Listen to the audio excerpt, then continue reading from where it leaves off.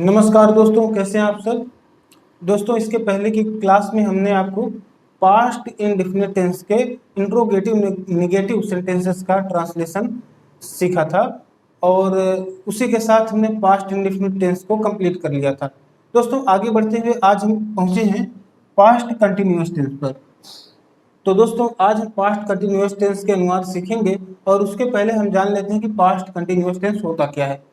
तो जैसा कि आप कंटिन्यूअस शब्द से परिचित है कि कंटिन्यूअस का मतलब होता है लगातार, यानी जो सतत या लगातार घटना घटती रहती है उसको आप कंटिन्यूअस कहते हैं। लेकिन यहाँ पर पास्ट भी जुड़ा हुआ है, यानी जो बीत चुका, ऐसा कंटिन्यूअस टेंस जो बीत चुका। यानी साधारणतया हम कह सकते हैं कि वह कार्य जो लगातार होने की जिसमें बात आए और जो बीत चुका हो उसको हम पास्ट कंटिन्यूअस टेंस कह सकते हैं। ठीक है, तो ये बेसिक सी बात है जो इसके जो है शब्दों से ही पता चल रहा है, इसके नाम से ही पता चल जा रहा है। लेकिन इसकी पहचान क्या है, उसकी बारीकियों से हम अभी आपको परिचय कराएंगे। इसके पहले कि हम पास्ट कंटिन्यूअस टेंस को देखें तो आप जानते हैं कि पास्ट कंटिन्यूअस टेंस भी हम जब पढ़ेंगे तो इसमें भी पॉजिटिव निगेटिव इंट्रोगेटिव और इंट्रोगेटिव निगेटिव वाक्यों को देखेंगे। तो आज सबसे पहले दोस्तों हम पॉजिटिव सेंटेंसेस को लेते हैं। ठीक है, तो पास्ट कंटिन्यूअस टेंस के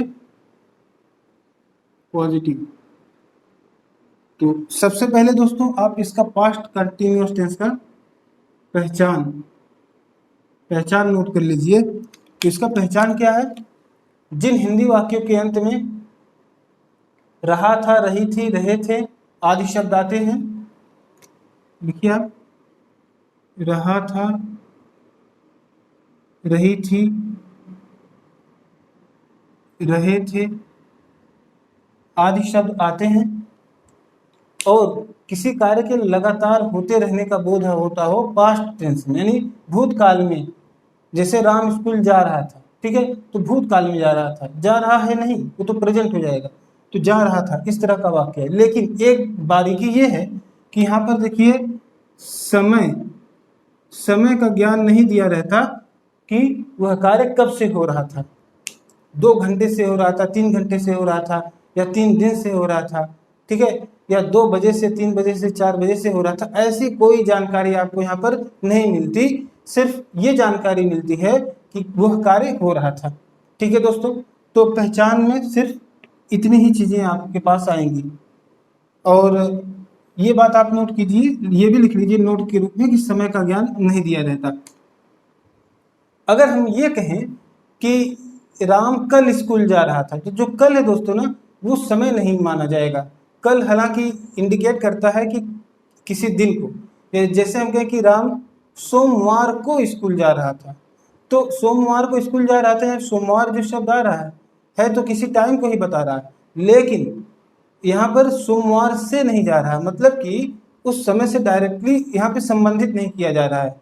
जैसा कि आपने परफेक्ट में देखा था, प्रेजेंट परफेक्ट में आपने देखा, प्रेजेंट परफेक्ट कंटिन्यूअस टेंस में देखा था कि वहां पर क्या होता था, वहां पर जब समय से जुड़ाव की बात आ रही थी, नहीं इतने देर से काम हो रहा है, यानी उस समय से संबंधित होता था। लेकिन यहाँ पर ऐसी कोई वो नहीं दी जाएगी। जैसे हम यहाँ पर ऐसा वाक्य नहीं होगा कि राम कल से स्कूल जा रहा था। अगर कल से स्कूल जा रहा था तो वो दोस्तों पास्ट कंटिन्यूअस टेंस का वाक्य नहीं माना जाएगा। अगर कहेंगे राम कल स्कूल जा रहा था, तब वह पास्ट कंटिन्यूअस टेंस का वाक्य माना जाएगा। ठीक है, इस बारीकी को मैं समझता हूँ आप समझ गए होंगे, और अगर आपको नहीं समझ में आया होगा तो आप कमेंट बॉक्स में करिएगा, इसको मैं फिर से एक्सप्लेन करूंगा। तो इसको आप नोट कर लीजिए, पहचान। अब पहचान के बाद दोस्तों हम पॉजिटिव सेंटेंस में चलेंगे, इसको मैं इरेज कर दे रहा हूँ। तो पॉजिटिव सेंटेंस को जब आप अनुवाद करते हैं, अनुवाद करते समय आप देखिए कोई भी पॉजिटिव सेंटेंस हो, सबसे पहले आप स्ट्रक्चर में उसके क्या लिखते हैं, सबसे पहले आप सब्जेक्ट लिखते हैं, फिर हेल्पिंग वर्ब लिखते हैं, helping verb plus main verb का फर्स्ट सेकंड या थर्ड फॉर्म कोई भी लिखते हैं तो यहाँ पर आईएनजी फॉर्म लगता है, प्लस ऑब्जेक्ट। अब देखिए, तो हर टेंस का अपना अपना एक हेल्पिंग वर्ब होता है, आप जानते हैं। जैसा कि अपने पास्ट परफेक्ट में देखा था, ठीक है, सॉरी आपने प्रेजेंट परफेक्ट में देखा था, प्रेजेंट जो है कंटिन्यूअस टेंस में भी देखा था, और आज जब पास्ट कंटिन्यूअस टेंस में, तो इसका हेल्पिंग वर्ब जो है ये क्या होगा, तो इसका जो हेल्पिंग वर्ब होता है दोस्तों ये वाज या वेयर, वाज वेयर इसका जो है हेल्पिंग वर्ब होता है। तो आप स्ट्रक्चर को डायरेक्टली आप ऐसे भी लिख सकते हैं, यहाँ पे हेल्पिंग वर्ब लिखने की जरूरत नहीं है, आप सीधे आप लिख सकते हैं सब्जेक्ट प्लस वाज या वेयर प्लस वर्ब की आईएनजी फॉर्म प्लस ऑब्जेक्ट। ठीक है दोस्तों, तो ये है आपका स्ट्रक्चर। अब इसी स्ट्रक्चर पर जो भी हमको ट्रांसलेट करना होगा पॉजिटिव सेंटेंसेस का, पास्ट कंटिन्यूअस टेंस के जो पॉजिटिव सेंटेंस आप हेडिंग डालेंगे उसमें कुछ उदाहरण आप ले लीजिए। जैसे एक चीज और आप यहाँ नोट कर लीजिए, अब वाज वेयर के प्रयोग के भी बारे में जरा सा आपको जानकारी दे दें। जो वाज का प्रयोग है ये आप करेंगे आई के साथ, ही शी इट के साथ, और सिंगुलर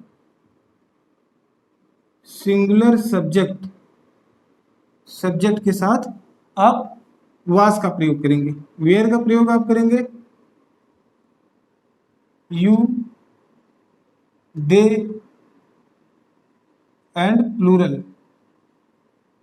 प्लूरल सब्जेक्ट, बहुवचन करता, यानी एक से अधिक जहां पर हो, या तो एक सब्जेक्ट के रूप में ये आए या फिर कोई बहुवचन करता हो। यहाँ पे कोई एक वचन करता हो, सिंगुलर सब्जेक्ट हो, या आई वी शी ही सी इट आदि अगर सब्जेक्ट के रूप में आएंगे तो आप वाज का प्रयोग करेंगे। ठीक है दोस्तों, तो हु बहु आप ऐसे ही अच्छे से नोट कर लीजिए, और इस तरह से जब आप नोट करेंगे तो आपको रिवीजन करने में बहुत आसानी होगी। एक बार पेज पलटेंगे और आपकी निगाहें पड़ेंगी कि सिंगुलर में ये चीज़ें आती हैं और इसके साथ वाज का प्रयोग होता है। तो इसको आप ऐसे ही नोट कर लीजिए, और फिर हम चलते हैं कुछ उदाहरण आपको दिखाते हैं। तो मैं आप वीडियो को रोक करके आप इसे नोट कर लिया कीजिए। अब देखिए, अब उदाहरण लीजिए, जैसे राम स्कूल जा रहा था। इस वाक्य को पहले आप ध्यान से देखिए, इसका एनालिसिस कीजिए कि ये वाक्य को पहले पहचानिए। अब चूंकि मैं यही टेंस पढ़ा रहा हूँ इसलिए आपको तो पता है कि इसी टेंस का वाक्य है, लेकिन आपके अंदर पहचानने की क्षमता होनी चाहिए या हैबिट होनी चाहिए कि आप सबसे पहले आप ये लास्ट में देखिए, रहा था शब्द आ रहा है, रहा से पता चलता है कंटिन्यूअस होने की बात हो रही है, और था यानी पास्ट कंटिन्यूअस टेंस है। इसमें यह भी ध्यान देंगे कि समय का ज्ञान है कि नहीं। देखिए, समय का कोई ज्ञान नहीं दिया है, इसका मतलब ये है ये पास्ट कंटिन्यूअस टेंस है। ठीक है दोस्तों, तो अब चूंकि पास्ट कंटिन्यूअस टेंस है, अब इसमें सब्जेक्ट और वर्ब भी ढूंढ लीजिए। तो वर्ब क्या है, जाने का काम हो रहा है, ये देखिए वर्ब, ये क्या है, वर्ब है। ठीक है, अब सब्जेक्ट है कौन है, यानी कर्ता, यानी सब्जेक्ट कौन है जो काम कर रहा होता है, ये है राम, जिसके बारे में आपको इंफॉर्मेशन मिल रही है, ये क्या है, सब्जेक्ट है। सब्जेक्ट वर्ब ये क्या हो गया, ऑब्जेक्ट हो गया। बस आपको जो है ये जो है आपका सीक्वेंस, इसी सीक्वेंस पे इन चीज़ों को अंग्रेजी में लिख देना है। देखिए, सबसे पहले आप क्या लिखेंगे, सब्जेक्ट लिखेंगे राम। अब राम कैसा सब्जेक्ट है, सिंगुलर है या प्लूरल है, एक वचन है बहुवचन है, तो एक वचन करता है, इसलिए सिंगुलर सब्जेक्ट, इसलिए सिंगुलर के साथ क्या लगेगा, वाज का प्रयोग आप करेंगे। तो राम वाज, वर्ब की आईएनजी फॉर्म, गो मीन्स जाना होता है, तो गोइंग हो गया, आईएनजी फॉर्म आपने लगा दिए। Ram was going to school. देखिए, सबसे पहले आपने लिखा सब्जेक्ट, फिर हेल्पिंग वर्ब वाज का प्रयोग किया, क्यों, क्योंकि ये क्या था, सिंगुलर सब्जेक्ट था दोस्तों, इसलिए आपने वाज का प्रयोग किया। फिर आपने वर्ब की आईएनजी फॉर्म का प्रयोग किया। कोई भी कंटिन्यूअस टेंस हो, कंटिन्यूअस टेंस कोई भी हो, प्रेजेंट हो, पास्ट हो, फ्यूचर हो, या फिर कंटिन्यूस के बाद उसमें परफेक्ट भी जुड़ा हो, यानी परफेक्ट कंटिन्यूस टेंस अगर वो हो, फिर भी आप उन सभी केसेस में आप वर्ब की आईएनजी फॉर्म का ही प्रयोग करेंगे। यहाँ पर ये चीज आपको ध्यान रखना है। तो ये है going, Ram was going, verb की आईएनजी फॉर्म आपने लगाया, उसके बाद क्या लिखा, स्कूल लिखा, टू स्कूल, यानी ये ऑब्जेक्ट का पार्ट है। अब इसको आप नोट कीजिए और इससे संबंधित, आज इससे संबंधित कुछ हम उदाहरण देख लेते हैं, ताकि हमारा पास्ट कंटिन्यूअस टेंस का जो हमारा पॉजिटिव सेंटेंस है वो हमको अच्छे से समझ में आ जाए। तो इसको आप नोट कीजिए और हम उदाहरण कुछ यहाँ पर लेते रहते हैं। चलिए, सबसे आसान सा जो है कोई टेंस होता है तो कंटिन्यूअस टेंस का होता है, चाहे वो प्रेजेंट कंटिन्यूअस टेंस हो या पास्ट हो या फ्यूचर हो, क्योंकि यहाँ वर्ब की जो है कोई दिक्कत नहीं होती, केवल आईएनजी फॉर्म ही प्रयोग करना होता है। सिर्फ आपको उसके उसके जो है हेल्पिंग वर्ब याद रखने होते हैं, और वो आप जैसे प्रैक्टिस करते चले जाएंगे आपको वो अपने आप याद होते चले जाएंगे। तो चलिए लिखते हैं कुछ और वाक्य, जैसे राम स्कूल जा रहा था, वह खाना खा रहा था। ठीक है,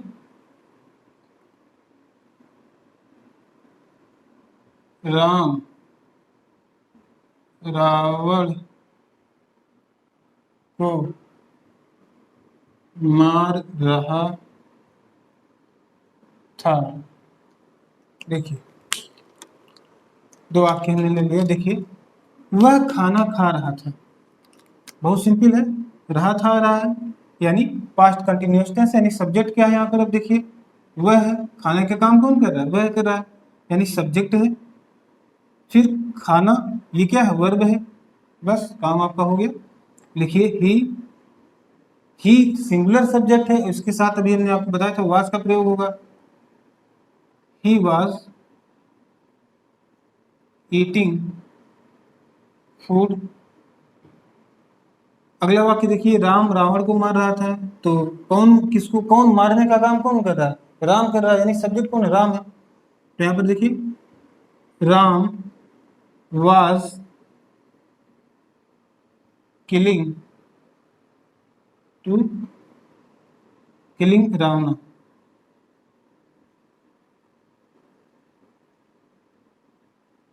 जब जान से मारने की बात आए तब किल का प्रयोग करते हैं, वर्ब किल।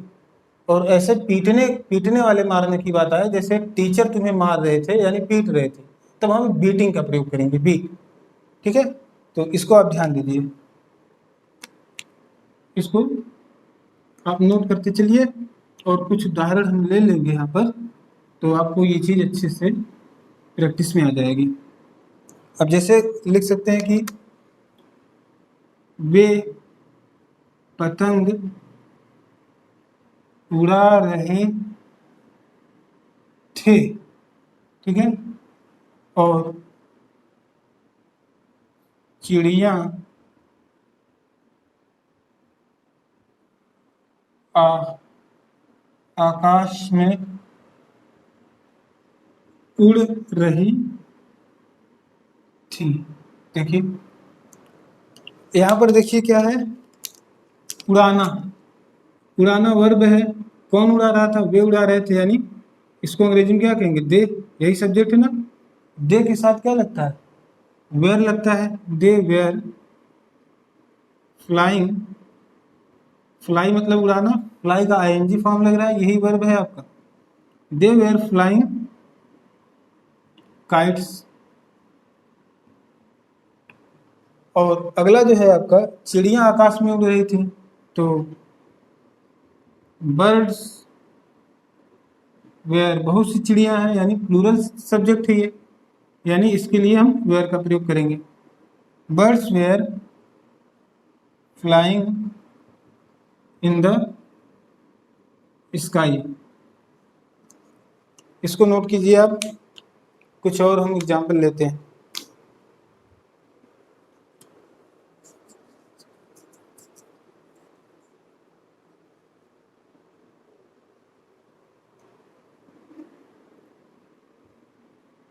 एक और वाक्य लीजिए, कि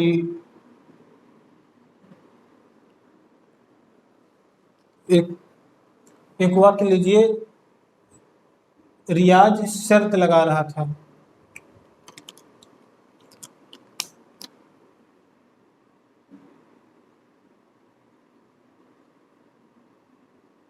शर्त लगा रहा था।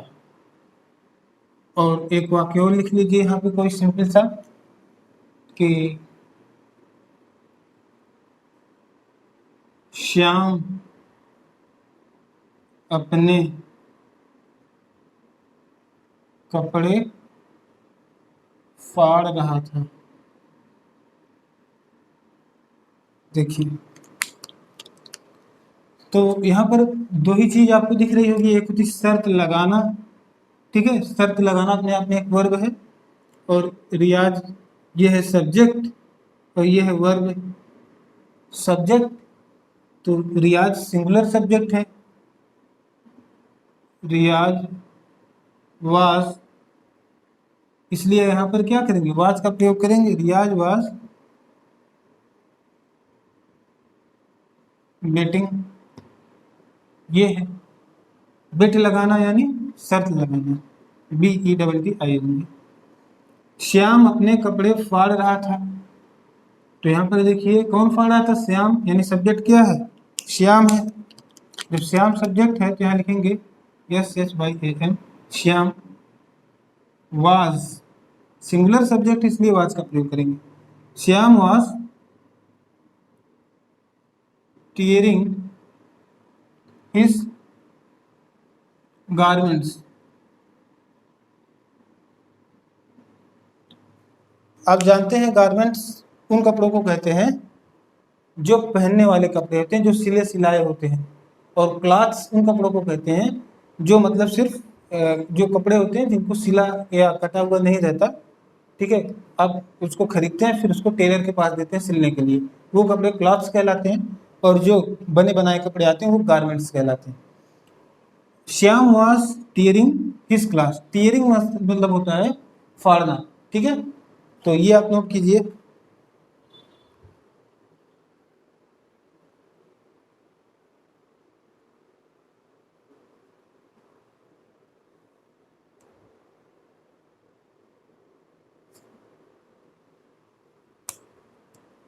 कुछ और उदाहरण ले लेते हैं दोस्तों, जल्दी जल्दी नोट कर लिया कीजिए। चलिए, कुछ खेल कूद से संबंधित उदाहरण ले लीजिए। खेल कूद में क्या हो सकता है, जैसे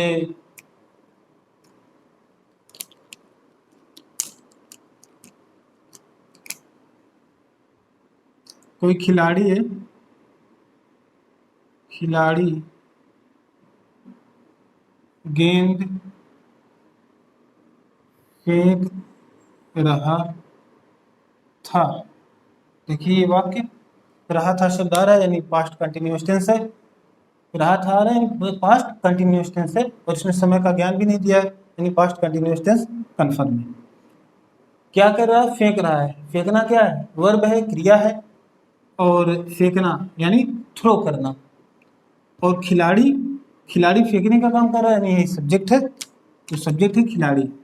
खिलाड़ी यहाँ पर सिंगुलर है या प्लूरल, तो आप अगर हम कहते हैं कि खिलाड़ी कोई काम कर रहे थे या खिलाड़ी मैदान में खेल रहे थे, ये वाक्य होता, तो हम इमेजिन कर सकते हैं बहुत सारे प्लेयर खेल रहे थे, और लेकिन कोई बॉल जो है एक बार में एक ही व्यक्ति फेंकेगा, और यहाँ पर हिंदी वाक्य को जो आप पढ़ते हैं यहाँ पर रहे थे लिखा होता, तब शायद प्लूरल होने की संभावना होती, लेकिन क्योंकि रहा था शब्द आ रहा है यानी कोई सिंगुलर खिलाड़ी है, एक वचन है, वो एक खिलाड़ी है जो बॉल फेंक रहा था।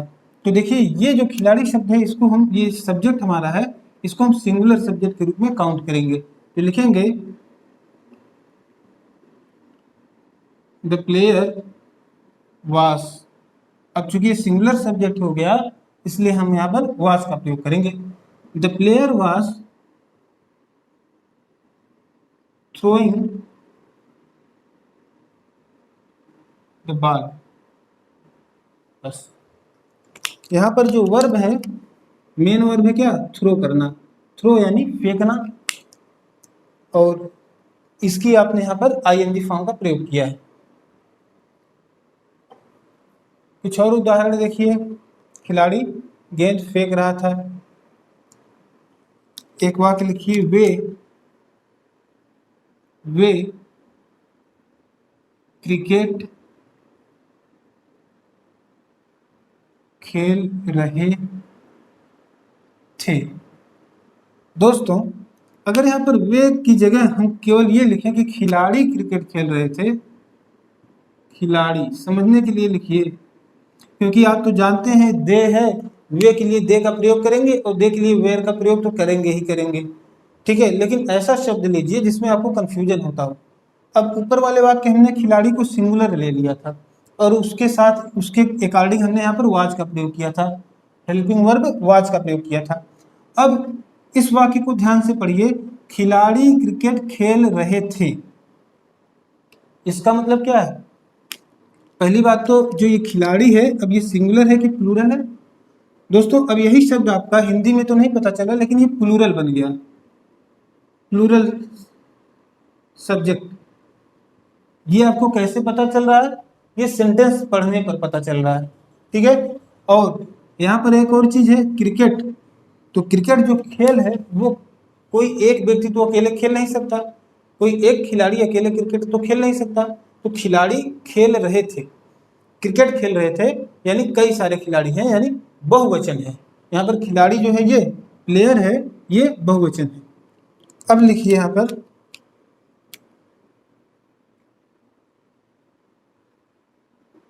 Players were playing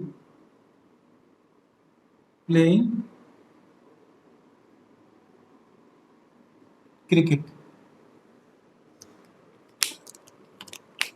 players were playing cricket. यहाँ पर देखिए, सबसे पहले आपने सब्जेक्ट लिखा, प्लूरल सब्जेक्ट था, कई खिलाड़ी थे, प्लेयर्स लिखा, फिर उसी के अकॉर्डिंग आपने हेल्पिंग वर्ब वेयर का प्रयोग किया। इसके बाद वर्ब की आईएनजी फॉर्म का आपको प्रयोग करना ही था। फिर आपने ये क्रिकेट यानी ऑब्जेक्ट का पार्ट जो है क्रिकेट, उसको आपने लिखा, ठीक है दोस्तों। तो ये भी आप उदाहरण नोट कर लीजिए। और मैं समझता हूँ कि आपके जो पास्ट कंटिन्यूअस टेंस है, इसको समझने के लिए इसके जो अनुवाद के नियम थे वो अब आपको समझ में आ गए होंगे, और आप उसको जो है अधिक से अधिक जो है प्रैक्टिस करते रहिए। एक उदाहरण और ले लेते हैं, जैसे कि सीता मंच पर गीत गा रही थी। ये वाक्य लिखिए आप, और ये दोनों उदाहरण एक साथ नोट कीजिए, ताकि आपको कोई जो है अगर कंफ्यूजन हो सब्जेक्ट के सिंगुलर प्लूरल में, तो आप वहाँ पर उसका विभेद कर सकें। इसका विभेद करना ही सबसे इम्पोर्टेंट कार्य है। एक वाक्य और ले लीजिए कि थोड़ा सा लंबा है देखने में, लेकिन जैसे सीता मंच पर गीत या गाना, ठीक है, गाना गा रही थी। तो ये वाक्य है आपका दोस्तों पास्ट कंटिन्यूअस टेंस का पॉजिटिव सेंटेंस। और यहाँ पर देखिए वर्ब क्या है, गाना है, ठीक है, सिंगिंग। सीता जो है गाना गाने का काम कर रही है, यानी ये सब्जेक्ट है। और कैसा सब्जेक्ट है, सिंगुलर सब्जेक्ट है, एक ही है। तो यहाँ पर लिखिए Sita was singing a song on the stage। एक बार इसको एनालाइज कर लीजिए। देखिए सब्जेक्ट आपने लिखा, वाज का प्रयोग किया, क्यों, क्योंकि ये सिमिलर था।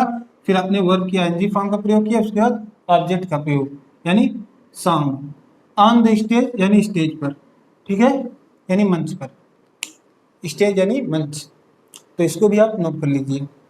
और दोस्तों मैं समझता हूँ कि ये इतने एग्जाम्पल जो है आपके लिए पर्याप्त है। अगर आपको ज़रूरत होगी तो और आप और उदाहरण की मांग करेंगे, मैं और उदाहरण आपको प्रस्तुत कर दूंगा। वैसे जब इसके हम पास्ट कंटिन्यूअस टेंस के जब हम निगेटिव सेंटेंस को देखेंगे तो वहाँ पर भी यही प्रक्रिया अपनाई जाएगी, केवल वहाँ पर जो है वास वेयर के बाद आप नॉट का प्रयोग करेंगे और आपका निगेटिव बन जाया करेगा। ठीक है, तो उसको भी हम देखेंगे अगले क्लास में। फिलहाल आप इतनी चीज़ों को कवर कीजिए अच्छे से, और किताबों के माध्यम से जो भी एक्सरसाइज उसमें दिए हों आप अधिक से अधिक एक्सरसाइज कीजिए। ठीक है दोस्तों, तो thank you so much for watching this video and thank you.